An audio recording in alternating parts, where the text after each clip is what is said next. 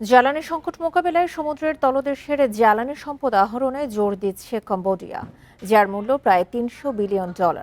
এক্ষেত্রে থাইল্যান্ডের সাথে দীর্ঘদিনের সামুদ্রিক বিরোধ নিষ্পত্তি প্রয়োজন দেশটির। আর বিরোধ নিষ্পত্তি হলে তেল গ্যাসে সমৃদ্ধ হবে থাইল্যান্ড, কম্বোডিয়া উভয় দেশই। ইরান যুদ্ধের প্রভাবে এশিয়াসহ বিশ্বের বিভিন্ন প্রান্তে জ্বালানি সংকট বেড়েছে।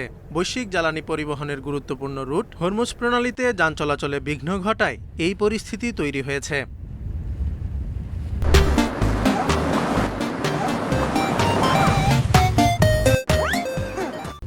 বর্তমান সংকট মোকাবিলায় জলবিদ্যুৎ এবং ক্রমবর্ধমান সৌর সক্ষমতা সহ নবায়নযোগ্য জ্বালানি উৎসের উপর নির্ভর করছে কম্বোডিয়া। তবে দেশটির রয়েছে সমুদ্রের তলদেশের জ্বালানি সম্পদ আহরণের সুযোগ। সংকটের আগে সম্ভবত সব দেশই জ্বালানি নিরাপত্তাকে কিছুটা হালকাভাবে নিত, কিন্তু চলমান সংকট, বিশেষ করে হরমুজ প্রণালীর অচলাবস্থা, যে কোনো দেশের জ্বালানির ঘাটতিকে স্পষ্ট করে তুলেছে। কম্বোডিয়াও এর ব্যতিক্রম নয়। প্রতিবেশী থাইল্যান্ডের সাথে কয়েক দশক ধরে সীমান্ত বিরোধে জড়িত কম্বোডিয়া। থাইল্যান্ড উপসাগরে প্রায় ২৭,০০০ বর্গ কিলোমিটার এলাকা, যা উভয় দেশই নিজেদের বলে দাবি করে।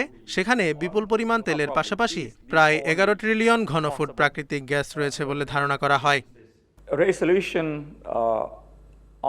তেল ও গ্যাস সংক্রান্ত সমস্যার সমাধান রাতারাতি সম্ভব হয় না। এমনকি দুই পক্ষ যদি আজই সবকিছু সমাধান করে ফেলে, তারপরও আর্থিক সংস্থান ও প্রযুক্তি সুবিধা বাড়াতে সময় লাগবে। সীমিত ক্ষমতা সম্পন্ন কম্বোডিয়ার ক্ষেত্রে এটি একটি বাড়তি চ্যালেঞ্জ।